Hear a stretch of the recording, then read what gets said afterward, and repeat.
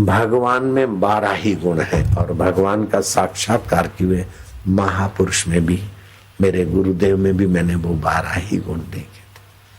उनकी दृष्टि पड़ती मेरे को कुछ होने लगता था। वो कहीं बैठे हुए मेरे लिए कुछ संकल्प करते तो मुझे महसूस होता था आपके अंदर आत्मवैभव है। उसको पहुंचाने वाले गुरु मिल जाए तो फिर आप और चीजों को महत्व न दो। मैं ये कर रहा हूं, मैं ये पढ़ रहा हूं, मैं वो कर रहा हूं, सब तुच्छ चीजें। देखा अपने आप को, मेरा दिल दीवाना हो गया, ना छेड़ो मुझे यारों, में आत्मा पे मस्ताना हो गया। आत्मलाभ पाने का इरादा बना दो। व्यास पूर्णिमा का उद्देश्य है कि आपके जीवन की शैली सुव्यवस्थित हो जाए। सुख आपको गुलाम न बनाए, दुख आपको दबोचे नहीं, मृत्यु का भय आपको सताए नहीं, क्योंकि आपकी कभी मौत हो नहीं सकती। जब भी मरेगा तो मरने वाला शरीर मरेगा। तुमको मौत का बाप भी नहीं मार सकता और भगवान भी नहीं मार सकते, क्योंकि भगवान का आत्मा और तुम्हारा आत्मा एक ही है। घड़े का आकाश और महाकाश एक ही है। जो गुरु से वफादार है वो मृत्यु के समय मौत के सिर पर पैर रखकर अमरता की तरफ चले जाते। सत्संग हमें अमर रस देता है, अमर ज्ञान देता है, अमर जीवन की खबर देता है। 100 काम छोड़कर स्नान कर ले, लाख काम छोड़कर दान पुण्य कर ले।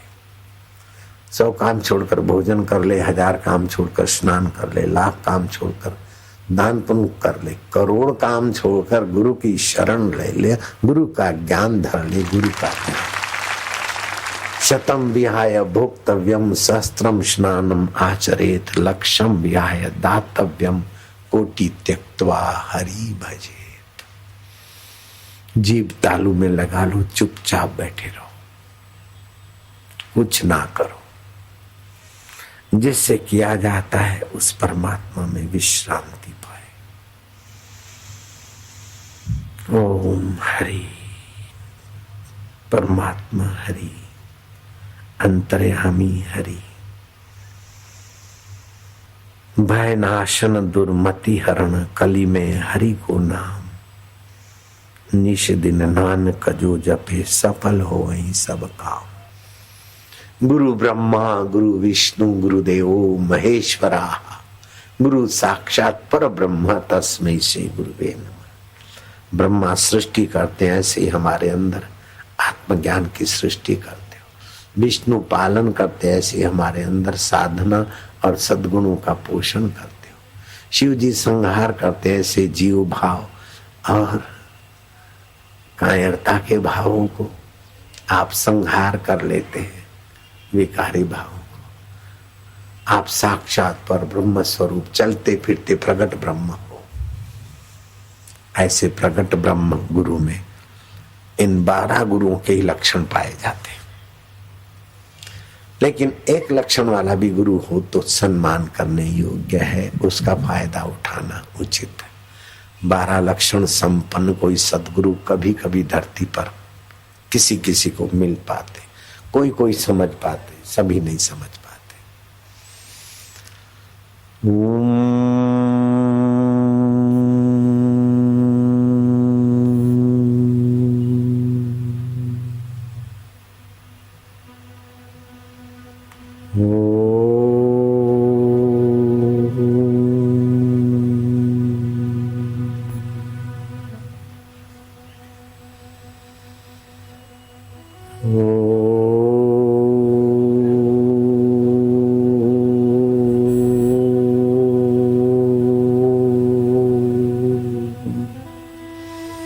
ललाट में ओमकार दिखे तो बहुत बढ़िया है, बुद्धि बढ़ेगी, भगवान की प्रसन्नता बढ़ेगी।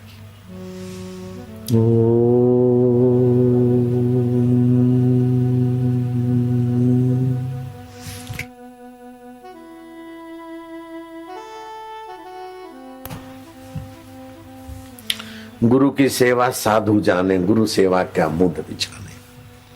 उत्तम सेवक गुरु के देवी कार्य को खोज कर जब गुरु के कहे बिना ही काम कर लेता है, गुरु कृपा को पचाने की शक्ति आ जाती है। वाहवाही लूटने के लिए गुरु के पास आ गए और फिर चले गए तो फिर असर भी ऐसी होती है। लेकिन हनुमान जी की नाई अथवा लीलाशाह बापू की नाई जो गुरु की सेवा करता है उनको गुरु तत्व भी वैसा ही मिलता है। जिन सेव्या तिन पाया मान, गुरु के देवी कार्य में भागीदार होना अरे गहरे का काम नहीं है, लल्लू पंजू का काम नहीं। बुल्ला शाह संत बड़े प्रसिद्ध हो गए, लेकिन वो प्रसिद्ध होने के पहले एक जमींदार के पास हल चलाने वाला मजदूर की नाई काम करते थे।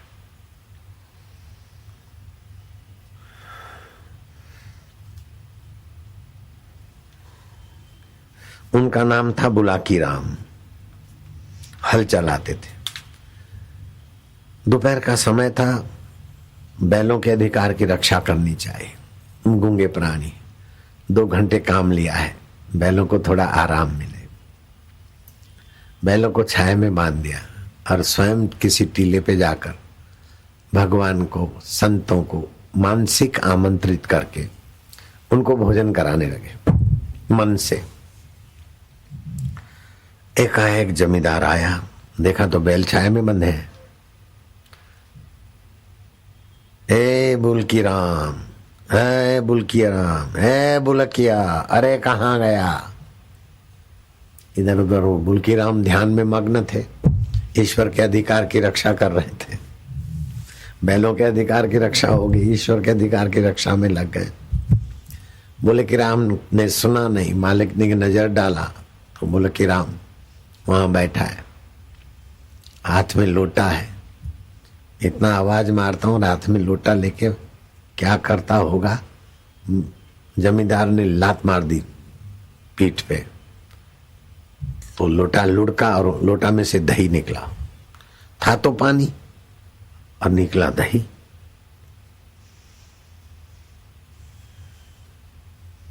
जमींदार का नाम था गुलाल साहब। गुलाल साहब देखते ही गुलाल हो गए कि बुलकी राम, तुम्हारे हाथ में तो पानी का लोटा था और मैंने लात मारी और पानी का लोटा ढुला और दही कैसे बन गया? बोले मेरे मालिक, बैलों को हल में जोता था, 2 घंटे पसीना बहा और काफी जमीन जुत गई। सोचा कि ये आराम कर ले और दोपहरी हो रही है, ठाकुर जी को और संतों को जिमा लूं। तो मन ही मन में संतों को भोजन करा रहा था। सब्जी परोस दी थी, रोटियां भी दी, चावल भी परोसे थे, पानी की गिलास भी रख दिए थे। सोचा कि गर्मी है, संतों को दही खिलाए। हाथ में ही लोटा था, अब इसी लोटे में दही की भावना करके परोसने का भाव कर रहा था मन ही मन। इतने में आपकी लात लगते ही वो भाव साकार हो गया और दही हो गई। जमींदार प्रभावित हुआ कि मैंने ऐसे धर्मात्मा मन ही मन गुरु को भोग लगाए और पानी में से दही हो जाए। जमींदार ने, गुलाल साहब ने कहा कि बुलकी राम, आज से तुम मेरे नौकर नहीं, तुम मेरे गुरु हो। बैलों के अधिकार की रक्षा की, भगवान को प्रेम करके भगवान के प्रेम के अधिकार की रक्षा की और भगवान को भोजन कराया, संतों को भोजन कराया। गरीब होने के कारण बाहर से तो नहीं बनाया, लेकिन मन का भोजन भी तो तुमने कराया और अपने को आत्म शांति के भोग में तुमने परितृप्त किया है।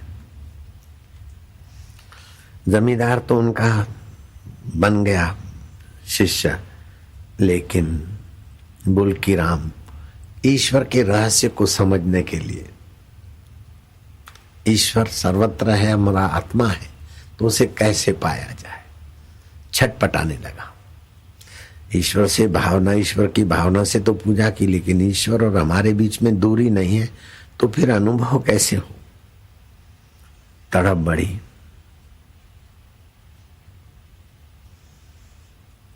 जांच करते करते पता चला अमृतसर से 25 किलोमीटर दूर, अभी पाकिस्तान में वो जगह आ गई, बागा जो भी बागा है ना, बागा, वहां संत रहते थे, इनायत शाह, उनके पास में गए। वो जमींदारी का काम करते, इनायत शाह। प्याज के छोटे छोटे धरू उखाड़ के एक जगह से दूसरी जगह रोप रहे थे। बुल्की राम ने दंडवत प्रणाम किया सज्जल नेत्रों से। इनायत शाह संत हैं, फकीर हैं, गृहस्थी वेश में एक टक देखते देखते मेरे गुरुजी हैं महाराज ऐसे। अरे भाई क्या है, क्या नाम है? बोले मेरा नाम बुल्की राम है। मैं बुल्ला हूं, बुल्ला बुल्की बुल्ला बुल्ला हूं। रब दा रास्ता दसो पे सच्चे पातशाह, अंतरात्मा का ज्ञान दो, अंतरात्मा की प्रीति दो। अरे बोले इसमें की रखा सी, ये कोई कठिन है क्या?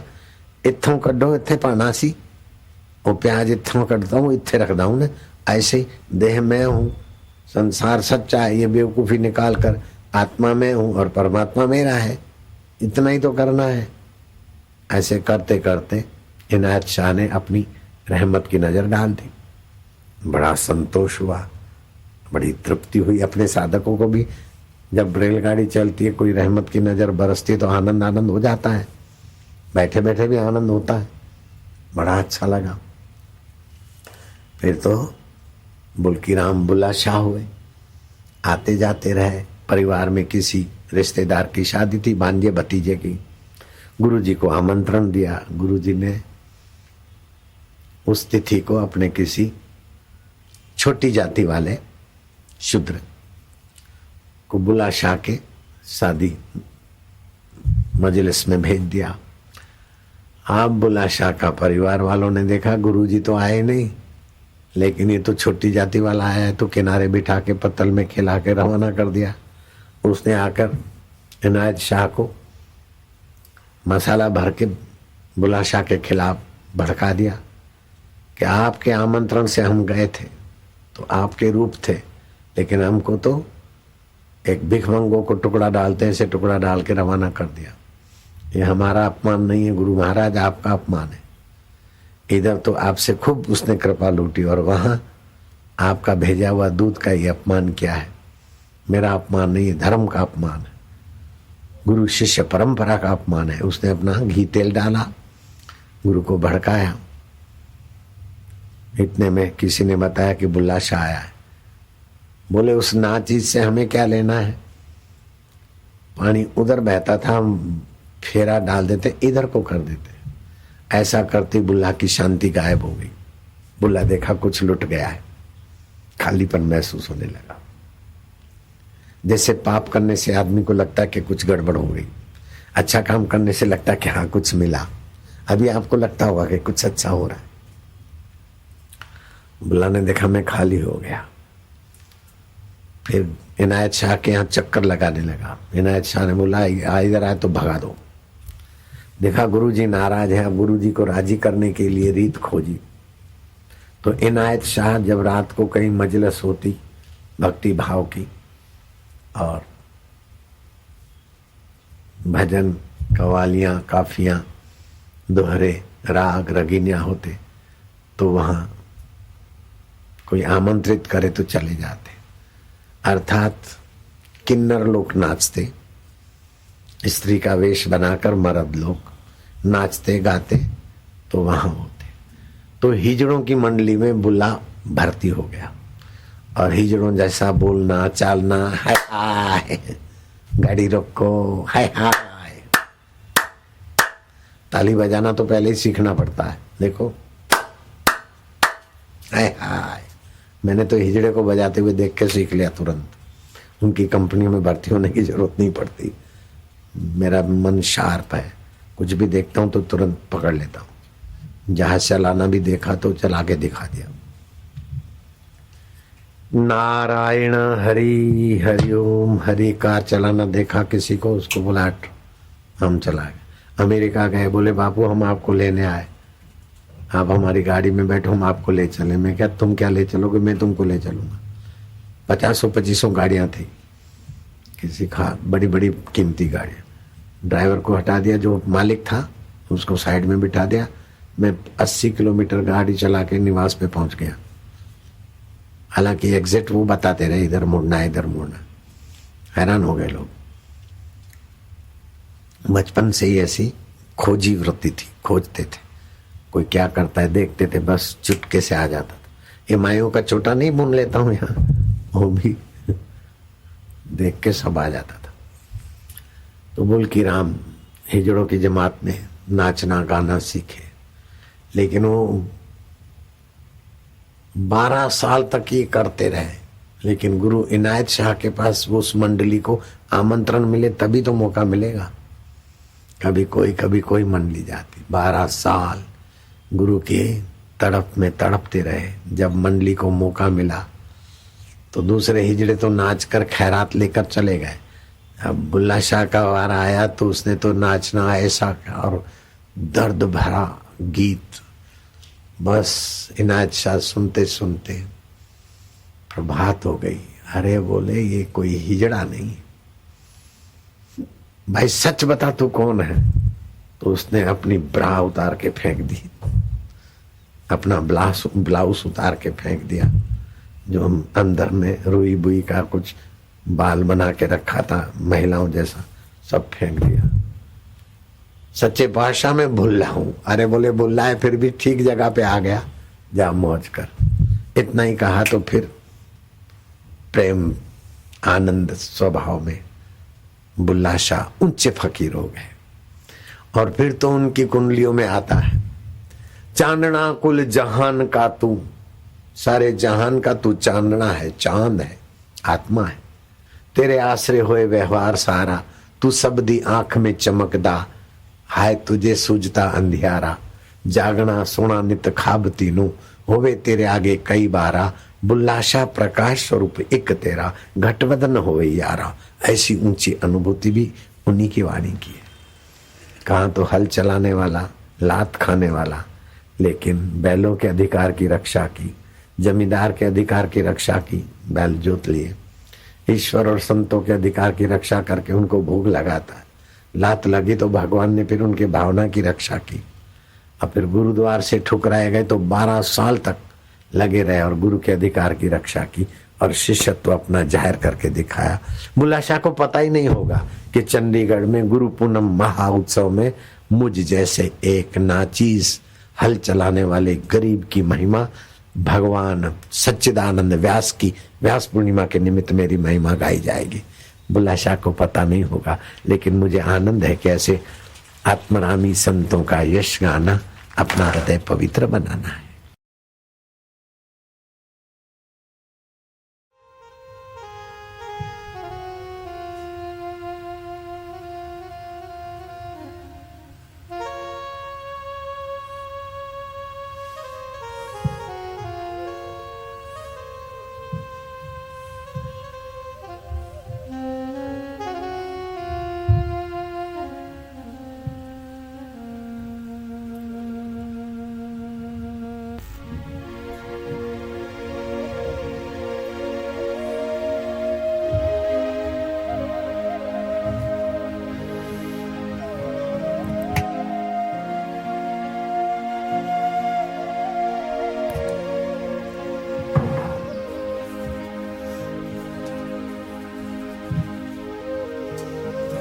हरि ओम,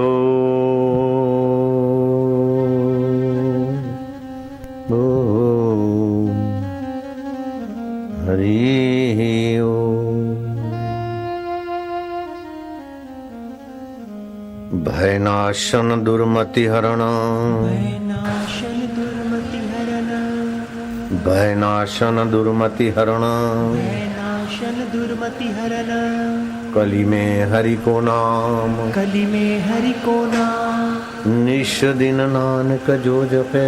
निश दिन नानक जो जपे, सफल हो वही सब काम। सफल हो वही सब काम। जन्म जन्म पर मत फिर्यो, जन्म जन्म भर मत फिर्यो, जन्म जन्म पर मत फिर्यो। जन्म जन्म भर मत फिर्यो, मिट्यो न मन को त्रास, क्यों न मन को रास। कह नानक हरि भज मना, नानक हरि भज निर्भय पावई वास। निर्भय पावै घास। निरपौ जपे सकल पौ मिटे, जपे सकल भव मिटे, निरपौ जपे सकल पौ मिटे। जपे सकल सकल पहु मिटे, संत कृपाते प्राणी छुटे। कृपाते प्राणी नानक सतगुरु भेटिया, सतगुरु भेटिया। मैल जन्म जन्म दे लथे। जन्म जन्म दे औखी घड़ी न देखण देवई, औखी कड़ी न देखण देवई। सतगुरु अपना बिरद संभारे। एक नाथी भागवत में लिखा है कि मनुष्य के 5 पिता होते हैं। आज तक तो सुना होगा कि एक पिता एक माता, लेकिन एक नाथी भागवत ने तो बड़ा सूक्ष्म रहस्य खोलकर रख दिया। 5 पिता होंगे। एक तो मां के गर्भ में गर्भाधान किया एक कण का, वो जन्मदाता पिता होना है। दूसरा, जन्म के बाद उपनयन संस्कार डाल दिया, मानवता की विधि कर दी, उपनयन करने वाला पिता माना जाना है। और तीसरा, खिलाने पिलाने पोषने का जो काम किया जिसने, वो तीसरा पिता। और चौथा है जो भय और बंधन से छुड़ाने की दीक्षा शिक्षा देते हैं, जन्म मरण के भय से छुड़ाते, वो चतुर्थ पिता माने जाते। और 5वां पिता उसको कहते हैं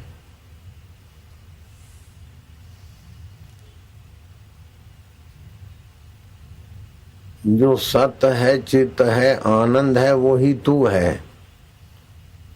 तुझे बंधन पहले था नहीं, अभी है नहीं, बाद में हो सकता नहीं। ये रजवीर्य से पैदा होने वाला शरीर तू नहीं है। खा पी के पुष्ट होने वाला तू देह नहीं है। संस्कारों को समझने वाला तू मन नहीं है। निश्चय करने वाला तू बुद्धि नहीं है। तू है अपना आप हर परिस्थिति का बाप।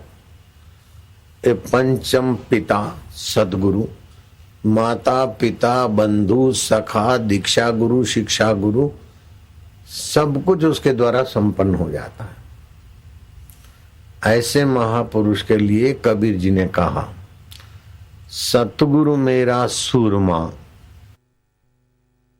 शब्द की चोट मारे गोला प्रेम का, हरे परम दी कोट।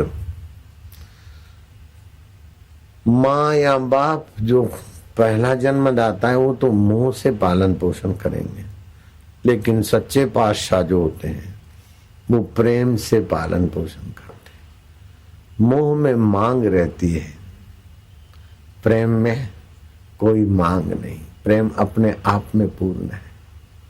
पूरा प्रभु आराधिए, पूरा जहां का नाम, नानक पूरा पाइए, पूरे के गुणगान।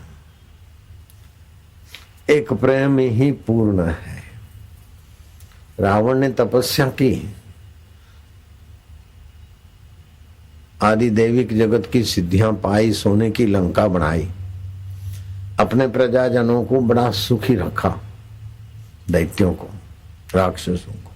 हिरण्याकश्यपु ने दैत्यों को सुखी किया, लेकिन स्वयं सुख के लिए अहंकार की गोद में बैठता था, मैं भगवान हिरण्याकश्यपु। रावण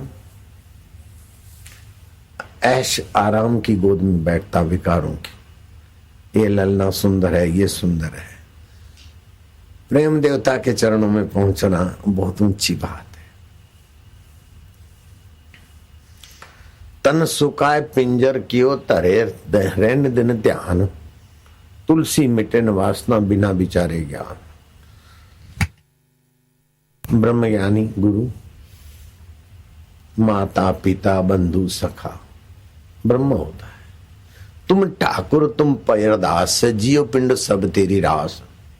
तुम मात पिता हम बालक तेरे।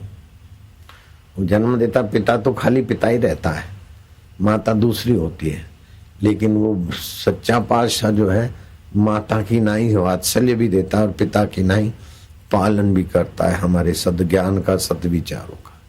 तुम मात पिता हम बालक तेरे, तुम्हारी कृपा में सुख कनेरे, तुम्हारी कृपा में सुख कनेरे। कोई न जाने तुम्हारा अंत, उच्च से ऊंचा भगवंत।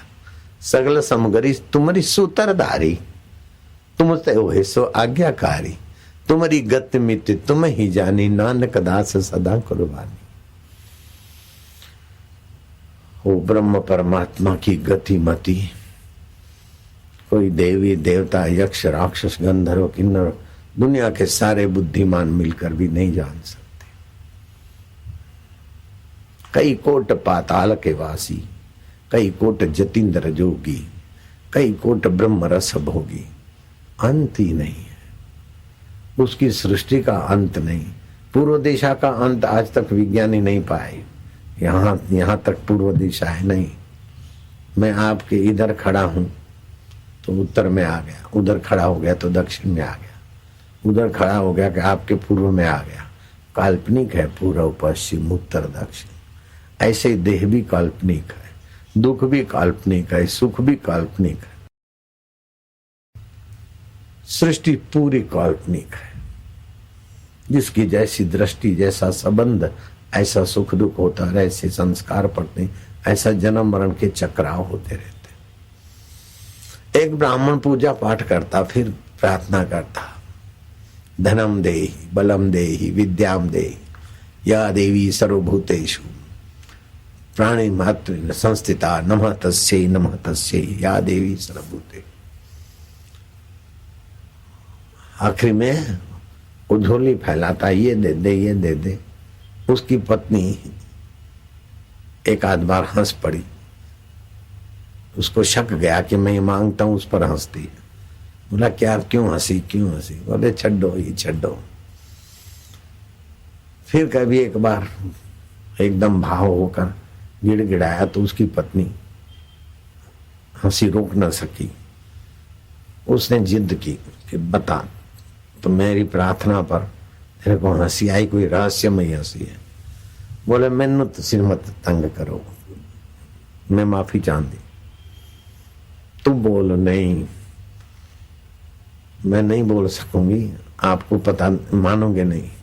आपको अगर मेरी हंसी का रहस्य जानना है ना, तो अभी पनघट से पानी भर के आ रही कोई बाई, उससे जाके पूछो, जल्दी दौड़ो। बाई आ रही थी, कड़े पर कड़ा, सुनता है, कड़े पर कड़ा, उस पे छोटी कड़ी। वो बाई से पूछे उसके पहले उसने कहा कि तुम्हारी पत्नी क्यों हंसी? पहले भी हंसी थी, अभी क्यों हंसी? वो पूछने को तुमको भेजा है, लेकिन पाई उपरा बोली मैं तेनू दस नहीं सकती, बता नहीं सकती। मैनू प्रसूति की पीड़ा है, एक कड़े उतारूंगी और लेट जाऊंगी, बच्चे को जन्म दूंगी और मेरी होगी मौत। फिर पास के जंगल में मैं हिरणी बनूंगी, उसके गले में आंचल होंगे, तुम समझ लेना वही। 3 साल हिरण के शरीर में रहने के बाद फिर तुम्हारे पड़ोस में फलाना पाई है ना, उसके घर में कन्या होंगी, तब तुम आना तो रहस्य समझ जाओगे। प्रतीक्षा तो लंबी थी, लेकिन सारी बात उसने कह दी थी पहले ही, पूछने के पहले ही बता दिया। तुम्हारी पत्नी ने भेजा, वो हंसी थी, क्यों हंसी, उसका रहस्य जानने के लिए। देखा कि उसने प्रसूति की, बच्चा पैदा हुआ, वो मर गई, और फिर पास के जंगल में हिरणी, और जो निशानी दिया वो हिरणी थी। 3 साल के बाद हिरणी मरी, फिर 1 साल के बाद फलाने के घर कन्या हुई, उस कन्या को देखता रहा।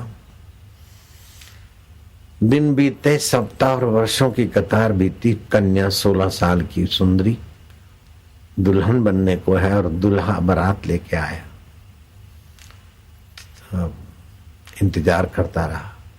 जब वो कन्या की शादी हो गई और दुल्हा के घर पहुंची, तब धीरे से गया, बहन जी मैं तुमको पहचानता हूं। बोले अभी नहीं पहचानते हो, हिरणी की यात्रा करके आई हूं, अभी तुम नहीं पहचानते हो। वो घड़े उठाकर आ रही थी, मैंने तुमको बताया ऐसा होगा ऐसा होगा, तुम इतना ही जानते हो, लेकिन तुम्हारा हमारा संबंध वासना के कारण बहुत पुराना है। जो दुल्हा बना था वो कौन था? वो हड़बड़ा गया कि उसी को तो तुमने जन्म दिया था, जिसको तुम जन्म देकर हिरणी बन गई, वो 19 साल का दूल्हा है और तुम 16 साल की दुल्हन हो, अगले जन्म की उसकी माता हो। बोले अब तुमने जाना, जिसकी जिसका के प्रति प्रीति होती है, स्नेह होता है, वो घूम फिर के उसके संबंध में उसकी वासना प्रीति की जाल में फंसता रहता है। तुम्हारी पत्नी क्यों हंसी थी कि एक समय तुम मेरे भाई थे, तुम्हारी पत्नी तुम्हारी बहन थी और मैं भी तुम्हारी बहन थी। पूजा पाठ तो करते हो लेकिन भगवान से भगवान को नहीं मांगते। अंधे न कूपे न प्रविशन्ते ही, जो परमात्मा को पाए बिना, ब्रह्मज्ञानी गुरु की छाया पाए बिना मांगते रहते और मिलता रहता है, वो तो अंधे कुएं में पड़े हुए हैं, मांग के कूप से बाहर नहीं निकलते। मुझे प्रमोशन कर दो, मेरे को बेटा दे दो, मेरे को बेटी दे दो, मेरे को स्वास्थ्य कर दो, वो अंधे कुएं में खद बदा रहे हैं, जैसे मेढक कुएं में खद बदाते हैं। जब तक पंचम पिता नहीं मिलते, सतगुरु मेरा सूरमा, करे शब्द की चोट, मारे गोला प्रेम का, अरे परमदी कोट। मरो मरो सबको कहे, मरना न जाने कोई, एक बार ऐसा मरो कि फिर मरना ना होई। अपना चिद अणु जीवत्व को मार दो तो विभू हो जाएगा, जैसे छोटा सा गब्बारा, उसको फोड़ दो तो महाकाश हो जाएगा। ऐसे जीव जब तक जीवित है वो भोगदा आकर्षण रहता है। स्वर्ग का भोग भी जीव भोगता है, ईश्वर नहीं भोगता है। ब्रह्मलोक का सुख भी जीव का भोग है। मैं जज बनूं, मैं वकील बनूं, मैं चीफ जस्टिस बन गया, वो भी जीव ही बनेगा। चीफ मिनिस्टर और प्राइम मिनिस्टर बन गया, अरे हजारों लाखों चीफ मिनिस्टर प्राइम मिनिस्टर का पद छोटा है, ऐसा इंद्र भी बन गया तो 33 करोड़ का देवता स्वामी होके पूजा जाएगा, तो वो भोग का सुख जीव को ही मिलेगा, ईश्वर को नहीं मिलता। ये सारे भोग हैं जीव के लिए। जीने की वासना रही, पाने की वासना रही, तब तक जीव। लेकिन जब पंचम पिता मिलता है तो जीवन और मृत्यु जिससे होता है उस वासना पर ज्ञान की कुल्हाड़ी चलाता है या कैंची चलाता है। ज्ञानात दग्ध कर्माणि, ज्ञान से कर्म बंधन कट जाते, वासना कट जाती। पंचम पिता कर्तव्य बताता है, नहीं तो मूर्ख लोग बोलते हैं मैं वकील हूं, वकीलात करना मेरा कर्तव्य है, मैं संत हूं, आश्रम चलाना मेरा कर्तव्य है, मैं माई हूं, मैं प्रा हूं, एक मेरा कर्तव्य है। नहीं नहीं बेटा, ये तो मैंने थोड़ा ही बताया, न जाने अनादिकाल से जीव क्या क्या बनता है। जिसको सुख की भोग की इच्छा है, ब्रह्मलोक के भोग भी जीव को ही मिलते हैं। ब्रह्म को कोई भोग की जरूरत नहीं, ब्रह्म अपने आप में तृप्त है। जिसने ब्रह्म ज्ञान पाया उसके दर्शन करके लोग तृप्त हो जाते हैं। बाकी के लोग तो बस तृप्ति के लिए भागते फिरते, संतुष्टि के लिए भागते फिरते, रति के लिए भागते फिरते। पति पत्नी की रति थोड़ी देर के बाद ठुस, लेकिन आत्मज्ञान की रति आत्मा में ही रति, आत्मा में ही संतुष्टि, आत्मा में ही तृप्ति। आत्मतृप्तस्य मानवा तस्य कार्यम न विद्यते। अपने आप में तृप्त है, अपने आप में रति है, अपने आप में संतुष्टि है, उसे फिर कोई कर्तव्य नहीं है। उसने अपना कर्तव्य निभा लिया। जिससे जो लेना देना है दे दिया और शांति आनंद अपने आप में पाया। जो पत्नी से सुख पाता है, पति से सुख पाते हैं, वस्तुओं से सुख पाते हैं, वे सुख के भोगी दुख से नहीं बचेंगे। लेकिन दूसरों को सुख दे दिया और आप अपने आत्म सुख में आ गए, वे मुक्त आत्मा, महान आत्मा, तृप्त आत्मा, जीत आत्मा, प्रशांत आत्मा हो जाते हैं। श्री कृष्ण ने भी ये बात कही, प्रशांत आत्मा विगतम भी ब्रह्मचारे व्रते स्थिता मना संयम मत चित्तो युक्त आसित मत परा। जिससे ब्रह्मचारी ब्रह्मचर्य व्रत का पालन करके गुरु के आश्रम में रहता है, ऐसे प्रशांत आत्मा अपने अंतर आत्मा में तृप्त रहता है। गुरुकुल में ही खाता पीता सोता सब पा लेता है, ऐसे वो आत्मवेता अपने आत्म स्वभाव से सब रस में तृप्त रहता है। बलिराम शाबाश। औरंगजेब की हजूरी करने के बाद ही बैठने का नियम था, बंदियां ले आया था, वर्ष का आखिरी फाइनेंस मिनिस्टर को कुछ सुनाना था। बलिराम कहीं ख्याली पुलाव में आकाश में देख रहा था, बलिराम का है वो औरंगजेब। बलिराम ने अभिवादन किया, लेकिन औरंगजेब का ध्यान नहीं गया कि बैठने की आज्ञा नहीं दी। बलिराम ने फिर से आदर वचन उच्चारे, औरंगजेब ख्यालों में खोया था। बलिराम का अंतरात्मा तड़फा के मुझे धिक्कार है, इस बंदे को मैं नवाजता हूं और मेरे तरफ देखता ही नहीं,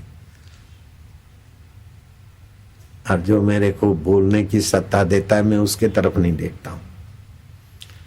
धिक्कार है मुझे। मेरा तो दो बार मैंने अभिवादन किया और वो नहीं देखता तो मुझे दुख होता है। ये दुख क्यों होता है? सुख के भोगी को दुख मिलता है, सत्संग में सुना है। अब मंत्री पद के सुख का मैं त्याग करता हूं, बस त्यागात शांति निरंतर। त्याग बिना ये जीवन कैसे सफल विकास करे। गया शहर में थाली पिटवा दी, जिसको जो कुछ चाहिए बलिराम के घर से उठा के ले जा सकता है। इकट्ठा करने में तो जीवन लग गया, छोड़ने में क्या देर लगती। एक धोती उठाई, 2 टुकड़े किए, एक कमर को बांधा, एक ऊपर ओढ़ा, चल पड़ा। दिल्ली में यमुना जी बहती और पास में जो झाड़ी बाड़ी थी वहां चला गया। अब हे वासना में तुझे अब नमस्कार कर दिया, हे संसार अब तेरी गुलामी नहीं करूंगा। श्वास अंदर जाए तो ओम, श्वास बाहर आए तो एक, श्वास अंदर जाए तो शांति, श्वास बाहर आए तो 2। ओम शांति, ओम आनंद। आत्मा में रति हो गई, आत्मा में प्रीति हो गई। कुछ समय में आत्मा में तृप्ति होने लगी। आत्मा रति, आत्म प्रीति, आत्म तृप्ति से बड़ा बल मिलता है। दिखता तो वैसे का वैसा बलिराम है, लेकिन अब कायाकल्प हो गया है। दिखती तो वो लोहे की पुतली, लेकिन पारस को स्पर्श कर दिया, अब उसे जंग नहीं लगती। ऐसी बुद्धि का धनी हो गया। कुछ दिन बीते के बलिराम हिसाब नहीं लाया, वर्ष का अंत हो गया। तो दूसरे बूढ़े बुजुर्ग मंत्रियों ने कहा, जहां पना बलिराम तो आए थे, वर्ष के आखिरी दिन आए थे, आपका अभिवादन किया, आप किसी ख्यालों में खोए थे, फिर दोबारा अभिवादन किया, आपने उसके तरफ देखा नहीं, उसको वैराग्य हो गया, सारा घर बार छोड़कर वो फकीर बन गया है। यमुना जी के जंगल में और यमुना तट पर मस्त फकीर होकर घूम रहा है। बलिराम मेरा खजांची, मेरे पूछे बिना। बोले वो आपसे पूछने की दायरे से बाहर चला गया है। बोले उसे बुलाओ, जहां पना बुला रहे। बोले जहां पना गुस्ताखी माफ हो, अब वो आपके बुलावे पे आए, ऐसे जीवत्व में नहीं है, वो इश्क मिजाजी, इश्क नूरानी, इश्क अलाई, प्रेमा भक्ति में परिपूर्ण है। अब आपको जाना पड़ेगा। हाँ ना करते आखिर औरंगजेब गए बलिराम के पास। बलिराम किसी पेड़ को टेका दे के टांग पे टांग चढ़ाकर मस्त पड़ा महिमा में अपनी, गैर राम अब और नहीं। मेरा राम आकाश पाताल में नहीं, मेरा अल्लाह साथ में अरस पे नहीं है, हम ही है खुद खुदा यारो।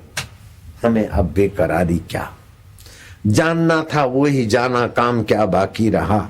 देह की प्रारब्ध से मिलता है सबको सब कुछ, नाहक जग को रिझाना, काम क्या बाकी रहा। ओम आनंद ओम। जो शिव जी समाधि में सुख पाते हैं, विष्णु जी योग निद्रा में सुख पाते हैं, ब्रह्मा जी ब्रह्म विद्या में समाधिस्थ होते हैं, बलिराम उसी ऊंचाई को छूकर आनंद में है। यहाँ औरंगजेब आया है, बलिराम की नजर पड़ी ना पड़ी, वो अपनी इलाही मस्ती में। औरंगजेब खड़ा खड़ा जुसलाया कि बलिराम आखिर तुम मेरे गुलाम रह चुके हो, मैं आया हूं, उठ के खड़े तो हो जाओ। बिना पूछे ऐसी फकीरी में आ गए, ये तुमको क्या हो गया है? तुम्हारा शहंशाह खड़ा है और तुम ऐसे बैठे हो। बोले मेरे शहंशाह नहीं हो आप, मेरी वासना के शहंशाह हो, मेरी ख्वाहिशों के शहंशाह हो। ख्वाहिश थी कि मैं मंत्री बना रहा हूं, ये पद बना रहे, ये पद आ रहे, ये मेरा प्रमोशन बना रहे, मेरा ये बना रहे। तब तक मैं आपकी गुलामी करता था। अंदर से आवाज आई और उसके रास्ते लगा, अब बलिराम किसी का गुलाम नहीं है। मौत से बलिराम को भय नहीं है और जीने की बलिराम की वासना नहीं है। जन्म मृत्यु मेरा धर्म नहीं है, पुण्य पाप अब कर्म नहीं है। मैं अज हूं, अमर हूं, निर्लेप हूं, ब्रह्म हूं। समझदार मंत्रियों ने कहा अब ये सूफी फकीर के पद को पहुंचे, इनकी दुआ आपके लिए अच्छी होगी, इनके लिए आप कुछ भी 19-20 बोलोगे तो कुदरत का कहर होगा। कहा तो बलिराम घुटने टेकता था, अब बलिराम के आगे औरंगजेब दुआ याचना करता है। एक फकीर बाहर निकले, रमजान का महीना था। किसी ने पूछा तुम कौन हो? बोले मैं खुदा हूं। हैं? पकड़ा पब्लिक ने, ले गए राजा के पास। बोले ये खुदा की तौहीन करता है, कुफ्र है अपने को खुदा कहना। राजा ने पूछा तुम कौन हो? बोले मैं बंदा हूं, जहां पना। बोले छोड़ दो इसको बेचारे को। फिर बाहर गए, बोले अब तुम कौन हो? बोले मैं खुदा हूं। अरे उस दिन फलानी गली से पकड़े गए थे और राजा के आगे बंदे हो गए, अब हमारी गली में कह रहे हो खुदा, चलो। राजा के पास ले गए। राजा ने पूछा कौन हो? फिर से पकड़ के आए। हाँ बोले उस मोहल्ले के पकड़ के आए थे, अभी इस चांदनी चौक वाले मोहल्ले से पकड़ के आए, ये मैंने कल पाया है नाम। तो कौन हो? तो बोले बंदा हूं। ऐसे 2-4 बार पकड़े गए। लोगों के बीच पकड़े जाए तो बोले, लोग पूछे कौन हो? बोले खुदा हूं। लोगों के बीच से हटकर राजा के दायरे में आए तो मैं बंदा हूं। राजा ने पूछा कि ये लोग बोलते हैं, तुम बाहर बोलते हो खुदा, और यहां आके बोलते हो बंदा, क्या ये बात सच है? बोले बिल्कुल सच है। तो बाहर खुदा हो जाते हो और मेरे पास बंदा कैसे बनते हो? बोले जो बंधन में पड़े हैं उनके आगे मैं भी बंधन में हो जाता हूं और बंदा हो जाता हूं, और जब मुक्त होता हूं तो खुद ही खुद हूं, खुदाई हूं।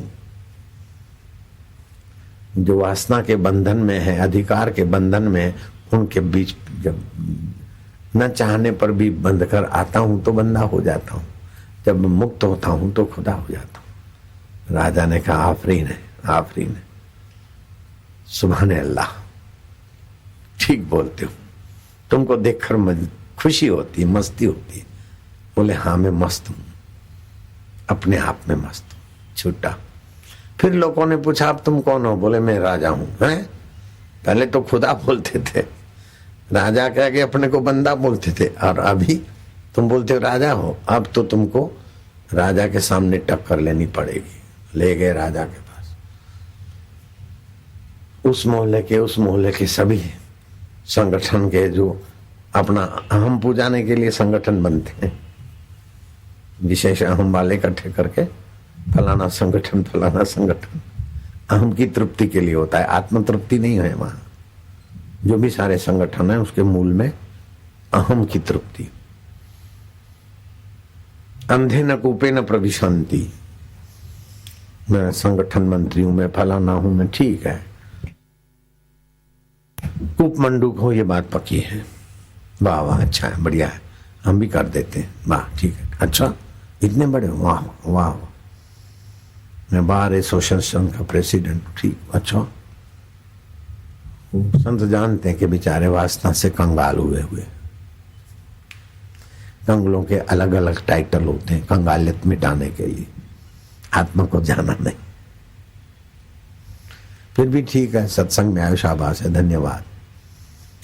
तुसी भी खुश, अस्सी भी खुश। अगर खुला बोल दे कि तू फलाना कंगला है, फलाना कंगला है, तो लोगों को परेशानी हो जाएगी।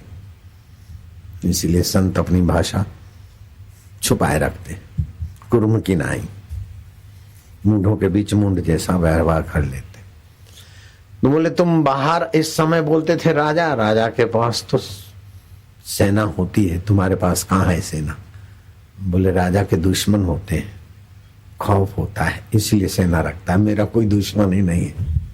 दुश्मन तो वासनावान के होते हैं, मुझे कोई वासना ही नहीं है, दुश्मन कहाँ मेरे? बोले तुम्हारे पास खजाना होना चाहिए राजा हो तो।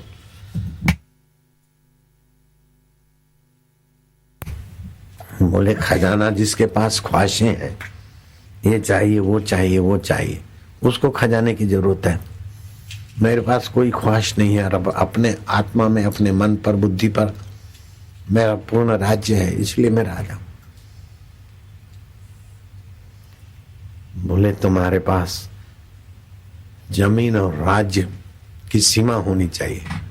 बोले सीमा सीमित व्यक्तियों की वासना का फल है, मैं असीम अखंड ब्रह्म हूं, सारी सीमाओं के पार भी मेरा राज्य। राजा उठ खड़ा हुआ, चरण छुए, क्या आप इश्क नूरानी, इश्क मिजाजी, अल्लाही राज्य में प्रवेश पा चुके हो। ऐसी एक घटना घटी, सम्राट अशोक का पुत्र महेंद्र। विश्वसनीय मंत्री ने गंभीर स्वर में कहा कि राजन, जो मुझे नहीं कहना चाहिए वो मुझे कहना पड़ता है, जो मुझे नहीं सुनाना चाहिए वो सुनाना पड़ता है, मैं विवश हूं, आज्ञा दीजिए, सुनाओ मंत्री, तुम्हारे पर मुझे भरोसा है, तुम बड़े सूझबूझ के धनी हो। बोले सुनाऊं तो ये सुनाना पड़ता है मुझे कि आपका बेटा महेंद्र। बोलो बोलो, रुको मत, मुझे शर्म आती, संकोच न करो। महेंद्र हमारे राज्य के लिए कलंक का काम करता है। जो लोफर छोरे हैं, शराबी छोरे हैं, जुआरी छोरे हैं, उनकी गैंग का वो मालिक बना है। उसका नाम पढ़ते ही वो सारे हरामी बदमाश छोरे छूट जाते, और महेंद्र भी उनके साथ वही चेष्टा करता है जो मैं नहीं कह पाऊंगा। बहू बेटियों को किडनैप करना, बलात्कार करना, दारू पीना, सेंध लगवाना, ये वो एक आतंकवादियों के गुट का वो सर्वोपरि अगवा माना जाता। महेंद्र को अब भी मेरे सामने हाजिर करो। कुछ ही देर में महेंद्र कटघरे में खड़ा है। महेंद्र, तुम्हारा मैं कोई सफाई सुनना नहीं चाहता हूं। तुमने लुफंगे छोरों की,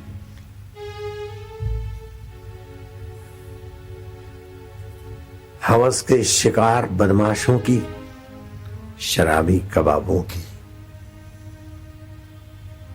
टोली बनाकर राज्य में न करने जैसा किया है, न खाने जैसा खाया है, न पीने जैसा पिया है, और न छूने जैसी बहु बेटियों को छूने का अपराध किया है। तुम देशद्रोही हो।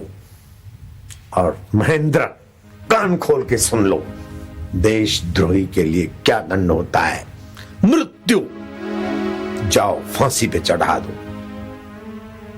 महेंद्र ने कहा, मैं सम्राट अशोक का पुत्र होने के नाते झोली नहीं फैलाता हूं, लेकिन जो न्याय प्रिय है, सत्य प्रिय है, अप्रिय करने वाले पुत्र को फांसी देने की जो ताकत रखता है, ऐसे वीर सम्राट का नागरिक हूं, इसलिए हिम्मत करता हूं कि मृत्यु तो भले मिले, लेकिन 7 दिन की मोहलत के बाद मुझे फांसी लगा दिया जाए, अंधेरी कोठरी में फेंक दो मुझे, ऐसा ही होगा।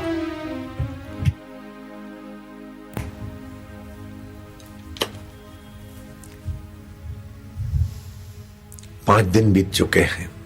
जेलर छटपटा रहा है कि अब कल का दिन बीच में है। बीच का दिन भी बीत गया।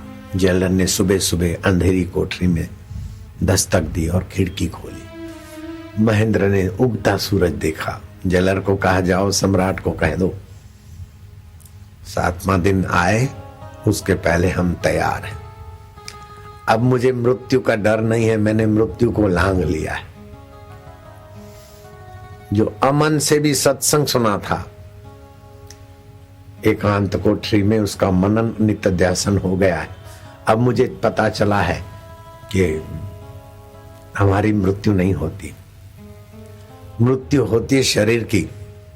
जन्म होता है सूक्ष्म शरीर और स्थूल शरीर की वासना भोगने के लिए। अब मैं निर्वासनिक नारायण पद में जगा हूं।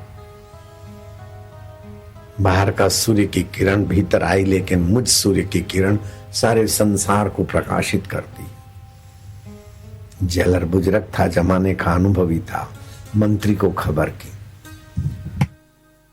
जिस विद्वान बुद्धिमान सत्संगी मंत्री ने राजा को असली बात सुना दी, वो मंत्री आया और महेंद्र के दर्शन करके मंत्री नतमस्तक हो गया। कुछ प्रश्न उत्तर किए तो जवाब उसी गहराई से आए जहां बुद्ध पुरुष विश्राम पाते, जहां अरिहंत पहुंचते, जहां ब्रह्मवेता होते। मंत्री गदगद कंठ से सम्राट अशोक के पास जाता है कि राजन, जो हुआ है बहुत बढ़िया हुआ है। आज महेंद्र युवक महेंद्र नहीं है, विलासी महेंद्र नहीं है, लेकिन महेंद्र अपने आप में तृप्त एक महापुरुष हो गए।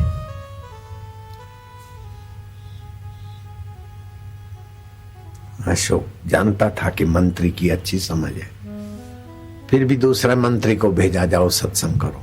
उन्होंने फिर व्याख्या किया कि राजा को संतोष हो गया, क्या है। 7वां दिन हुआ। फांसी के समय के कुछ घड़ियां पहले सम्राट अशोक कहता है कि महेंद्र, तुमने 7 दिन में जो तत्परता से तड़प से अपने को खोज कर अपने आत्मराज्य को पाया है, उस खुशी में ये राज्य सिंहासन का तुम्हें तोहफा भेंट करने के लिए आया हूं। फांसी माफ हो गई। महेंद्र क्या जवाब देता है, राजन, आपकी सज्जनता का, आपकी न्यायप्रियता का मैं अभिवादन करता हूं, लेकिन अब तुम्हारे इस तुच्छ राज का मुझे कोई आवश्यकता नहीं। मेरा राज्य तो विश्वव्यापी है। मैं अब तुम्हारे राज्य की सीमा में नहीं रहूंगा। मैं तो असीम आत्मा हूं, चैतन्य हूं। इस शरीर का निवास रहेगा गिरी गुफा, नदी तट, सागर तट, अथवा जहां प्यासे होंगे भूले भटके जीव, उधर घूमूंगा, विचरण करूंगा और लोगों को ब्रह्म ज्ञान का सत्संग सुनाऊंगा। मेरा राज्य इस सीमा में नहीं रहेगा, सारे विश्व में मेरा राज्य होगा। महेंद्र। और महेंद्र ने राज्य को ठुकरा दिया। जो एक अपराधी होकर छुप छुप के सुख के लिए भटक रहा था, उसको 6 दिन मिल गए अंधेरी कोठरी में। बैठ जाओ, घुस जाओ अंधेरी कोठरी में, रो तड़फो, देखो फिर कैसे आता है परमात्मा। आता है कि परमात्मा का प्यारा बापू आता है, कोई आता है, कोई भी आता है, अंतरात्मा क्या रूप है। महेंद्र ने राज्य को ठुकरा दिया। महेंद्र हिंदुस्तान के जिज्ञासुओं को तो निर्भय आत्मसुख की बात बताता था, लेकिन उसका सत्संग का दायरा केवल हिंदुस्तान में नहीं रुका, श्रीलंका तक महेंद्र को सुनने और समझने वाले साधक बन गए। चीन में महेंद्र के फॉलोअर बन गए। भारत में महेंद्र को सुनने वाले सद्भागी शिष्य बन गए। कहा तो एक अपराधी लड़का है, लेकिन खोजता है अपने को तो अपने स्वरूप में कोई अपराध ही नहीं है। जीवत्व की भावना में, वासना में ही अपराध है, नीरसता में ही अपराध है। जब सरसता आ गई तो अपराध कैसे? इसी बात को श्री कृष्ण ने अपनी भाषा में ऐसा खोल के रख दिया कि मैं श्री कृष्ण के हृदय को छू छू कर आलिंगन करता हूं। वाह कन्हैया, वाह गोलू, वाह मेरे प्यारे, वाह मेरे रब, क्या तुमने कृपा की। श्री कृष्ण कहते हैं अपि चेत दुराचारे भ्यो, दुराचारियों में भी दुराचारी, पापी में भी पापी। अपि चेत दुराचारे भ्यो पापे भ्यो पाप कृतम, दुराचारी से दुराचारी, पापी से भी पापी हो।